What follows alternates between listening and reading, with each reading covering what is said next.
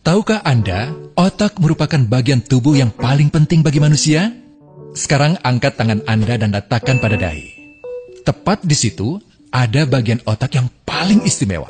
Bagian itu disebut prefrontal cortex, atau disingkat PFC. Menurut peneliti otak Jordan Grafman, PFC ini hanya ada pada otak manusia, sehingga membedakan kita dengan binatang. Bagian ini diciptakan dan dirancang khusus oleh Tuhan supaya manusia mampu memilih dan memiliki etika.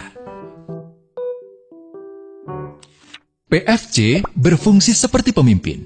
Ia bertanggung jawab untuk berkonsentrasi, memahami benar dan salah, mengendalikan diri, menunda kepuasan, berpikir kritis, dan merencanakan masa depan. PFC adalah pusat pertimbangan dan pengambilan keputusan. PFC inilah yang membentuk kepribadian dan perilaku sosial. Sayangnya, PFC adalah bagian otak yang paling mudah mengalami kerusakan. Jika PFC rusak, maka kepribadian orang bisa berubah.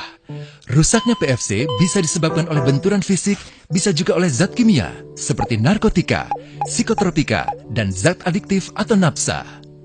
Dan ternyata penyebab paling merusak juga pornografi, yang disebut narkolema, narkotika lewat mata. Bagaimana pornografi mempengaruhi otak dan pikiran kita? Adi, remaja 12 tahun, melihat gambar di TV yang menjurus ke porno. Awalnya, ia merasa kaget dan jijik. Ini karena sistem limbik di otak Adi menjadi aktif. Sistem limbik mengatur emosi juga keinginan makan, minum, dan berhubungan seksual. Sistem limbik ini kemudian mengaktifkan zat kimia otak bernama dopamin. Dopamin memberi rasa senang, penasaran, sekaligus kecanduan. Zat ini juga aktif jika orang mengkonsumsi nafsa. Oleh karena itu, sifat candu pornografi sama dengan sifat candu nafsa. Otak akan mengingat apa yang membuat Adi senang dan bagaimana ia memperolehnya. Jika Adi mendapatkan pembinaan akhlak, etika yang baik, dan patuh pada norma sosial, dorongan melihat pornografi, meskipun menyenangkan, akan ia abaikan.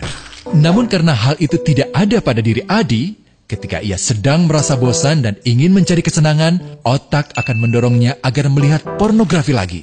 Namun lama-lama, Adi bosan melihat jenis gambar yang sama, dan butuh yang lebih porno untuk memicu rasa senang. Sekarang, dengan internet, pornografi menjadi jauh lebih mudah didapat. Pertama, Adi membuka internet dan tidak sengaja melihat gambar yang menjurus ke porno. Berikutnya, ia sengaja membuka lagi untuk melihat yang lebih porno. Awalnya melihat yang sedikit terbuka, lama-lama semuanya terbuka. Awalnya melihat 1 menit, lama-lama 1 jam. Adi mengalami kecanduan pornografi. Bagaimana kerusakan PFC akibat kecanduan pornografi? Secara alamiah, dopamin dialirkan dari sistem limbik ke PFC. Orang yang kecanduan pornografi akan mengalirkan dopamin secara berlebihan sehingga membanjiri PFC. PFC menjadi tidak aktif karena terendam dopamin. Semakin sering PFC tidak aktif, ia akan semakin mengerut dan fungsinya terganggu. Sistem limbik justru akan berkembang semakin besar karena terus mengaktifkan dopamin, sehingga Adi cenderung untuk terus mencari kesenangan tanpa takut atas akibatnya. Jika tidak ditangani segera, Adi berpeluang besar menjadi pelanggan pornografi seumur hidup dan mengalami kerusakan otak di bagian PFC. Awalnya, ia akan kehilangan konsentrasi, penurunan kemampuan menimbang benar dan salah, serta berkurangnya kemampuan mengambil keputusan. Lama-lama, besar kemungkinan ia akan melakukan masturbasi, oral seks, hubungan seksual suka sama suka, dan mudah berganti-ganti pasangan seksual. Pernikahan dianggap tidak penting. Pasangan dianggap hanya sebagai objek seksual semata, cenderung merendahkan derajat dan kehormatan lawan jenis. Selera hubungan seksualnya pun tidak sehat dan seenaknya, kasar sampai tega memperkosa.